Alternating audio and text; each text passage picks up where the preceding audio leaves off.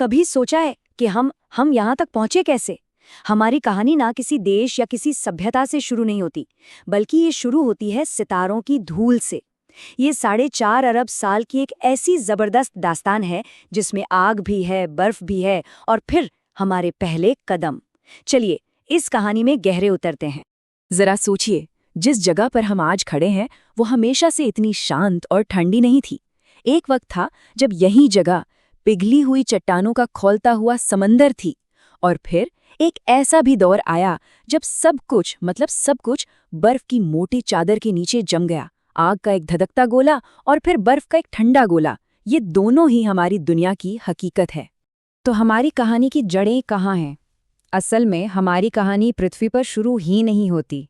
ये शुरू होती है बहुत बहुत पहले, ब्रह्मांड की धूल के एक विशाल बादल में। देखिए, हम अपनी जिंदगी 100 साल में जीते हैं, लेकिन हमारी दुनिया की कहानी वो तो अरबों साल पुरानी है। इस कहानी को समझने के लिए हमें वक्त के इस बेहद लंबे दरिया में डुबकी लगानी होगी, जहां हर एक पल का मतलब लाखों साल है। ये सब कुछ शुरू हुआ एक जोरदार धमाके से, एक तारे का धमाका। उसी धमाके ने धूल और गैस के बादल में एक लहर पैदा कर दी और फिर गुरुत्वाकर्षण ने अपना काम शुरू कर दिया। बीच में हमारा सूरज बना और जो भी मलबा बचा खुचा था वो आपस में टकरा टकरा कर हमारे ग्रह बन गए। ये कमाल की बात है ना कि कैसे कभी कभी विनाश से ही नई चीजों का सृजन होता है। शुरुआती दिनों में हमारा सौर मंडल कोई शांत जगह नहीं थी, बिल्कुल नहीं। वो तो एक बहुत ही भीड़भाड़ वाली और बेहद खतरनाक जगह थी। हमारी नई नई पृथ्वी अकेली नहीं थी, उसके रास्ते में एक और ग्रह घूम रहा था। और टक्कर तो होनी ही थी। और फिर वो टक्कर हुई, इतनी जबरदस्त कि खरबों टन मलबा टूटकर अंतरिक्ष में बिखर गया। लेकिन गुरुत्वाकर्षण ने फिर अपना जादू दिखाया। उसने उस सारे मलबे को धीरे धीरे समेटना शुरू किया और उसे एक गोले में बदल दिया। हमारा चांद, जो आज रात आसमान में हमें दिखेगा, वो असल में इसी हिंसक टक्कर की एक खूबसूरत निशानी है। तो ठीक है, दुनिया तो बन चुकी थी, लेकिन ये आग और पत्थर की एक सूखी बेजान दुनिया थी। और जिंदगी के लिए सबसे जरूरी चीज पानी, वो तो यहाँ था ही नहीं। तो फिर आया कहाँ से? इसका जवाब पता है कहाँ से आया? अंतरिक्ष से। लाखों लाखों सालों तक बर्फीले उल्कापिंडों की बारिश होती रही और वो अपने साथ हमारे महासागरों का सारा पानी लेकर आए। और फिर इन्हीं गहरे गर्म महासागरों में ज्वालामुखियों के ठीक पास, जहां गर्मी और रसायन आपस में मिल रहे थे, एक चमत्कार हुआ। जिंदगी की पहली नन्ही सी चिंगारी भड़की। ये कोई बड़े जानवर नहीं थे, बस इतने छोटे जीव थे कि दिखते भी नहीं, लेकिन यही इस ग्रह पर हमारे सबसे पुराने पूर्वज थे।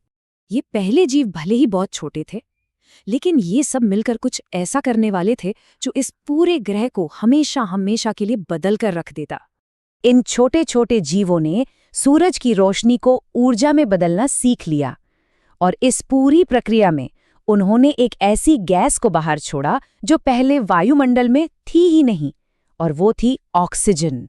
सोचिए, एक जीव का कचरा पूरे ग्रह के लिए एक नई दुनिया का दरवाजा बन रहा था। लेकिन ये ऑक्सीजन, ये एक क्रांति के साथ साथ एक महाविनाश भी थी। उस समय के ज्यादातर जीवों के लिए ये एक जहर की तरह थी। इसने पूरे ग्रह के मौसम का संतुलन ही बिगाड़ दिया। तापमान तेजी से गिरने लगा और हमारी पृथ्वी लाखों सालों के लिए बर्फ में जम गई। इसी को स्नोबॉल अर्थ कहते हैं। ये जिंदगी के सामने पहली और शायद सबसे बड़ी चुनौती थी। लेकिन जिंदगी ने हार नहीं मानी। वो गहरे समंदर में ज्वालामुखियों की गर्मी के पास बची रही। और कमाल देखिए, यही ज्वालामुखी थे जिन्होंने बर्फ की इस मोटी चादर को फाड़कर वायुमंडल में कार्बन डाइऑक्साइड छोड़ी और धीरे धीरे हमारी पृथ्वी को फिर से गर्म कर दिया। इस भयानक ठंड के बाद जब दुनिया गर्म हुई तो जिंदगी में जैसे एक विस्फोट हो गया। ऑक्सीजन से भरे नए वायुमंडल ने पहले से कहीं ज्यादा जटिल और बड़े जीवों को जन्म दिया। पौधे जमीन पर आ गए और उनके पीछे पीछे जानवर भी। इस बीच धरती की टेक्टोनिक प्लेटें भी अपनी ही धुन में थीं। सारे के सारे महाद्वीप एक साथ जुड़कर एक विशाल सुपर कॉन्टिनेंट बना रहे थे, जिसका नाम था पैंजिया। और इस नई विशाल दुनिया में नए तरह के जीवों का उदय होने वाला था। और फिर वे आए, डायनासोर्स। उन्होंने इस ग्रह पर लगभग 20 करोड़ साल तक राज किया। ये इतना लंबा समय है कि इसकी हम कल्पना भी नहीं कर सकते। ऐसा लगता था जैसे उनका राज हमेशा हमेशा के लिए चलेगा। लेकिन ऊपर गहरे अंतरिक्ष में कुछ और ही पक रहा था। लगभग 6.5 करोड़ साल पहले एक पहाड़ जितनी बड़ी चट्टान बेहद तेजी से हमारी पृथ्वी की ओर बढ़ रही थी। वो टक्कर इतनी भयानक थी कि उसने धरती पर सचमुच प्रलय ला दिया। जबरदस्त भूकंप, विशाल सुनामी और आसमान में धूल का ऐसा गुबार उठा कि सूरज की रोशनी महीनों तक जमीन तक नहीं पहुंची। पूरी दुनिया अंधेरे और ठंड में डूब गई। डायनासोर का राज खत्म हो गया। धरती पर एक भयानक, डरावनी खामोशी छा गई। लेकिन कहानी यहाँ खत्म नहीं हुई। असल में इस तबाही और बर्बादी के बीच से ही एक नए अध्याय की शुरुआत होनी थी। इस महाविनाश ने एक मौका दिया था।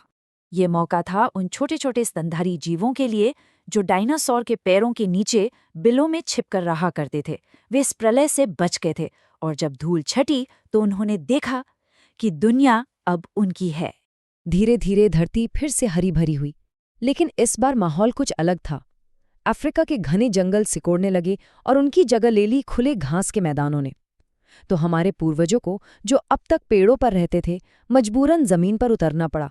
और यहीं इन खुले मैदानों में शिकारियों से बचने और दूर तक खाना तलाशने की जरूरत ने एक क्रांतिकारी बदलाव को जन्म दिया। 2 पैरों पर सीधा खड़ा होना। 2 पैरों पर चलने का सीधा मतलब था कि हमारे हाथ आजाद हो गए, और इन्हीं आजाद हाथों ने पत्थर के औजार बनाए, औजारों से आग पर काबू पाया। फिर आई भाषा, जिसने हमें मिलकर सोचने, योजना बनाने और अपना ज्ञान अगली पीढ़ी तक पहुंचाना सिखाया। और बस कुछ ही हजार सालों में हम शिकारी से किसान बन गए, गांवों से शहर बसाए और देखते ही देखते पूरी दुनिया पर छा गए। अरबों साल के मुकाबले ये विकास की सबसे तेज दौड़ थी। तो ये है हमारी कहानी, एक बेहद लंबी, हिंसक और चमत्कारों से भरी दास्तां।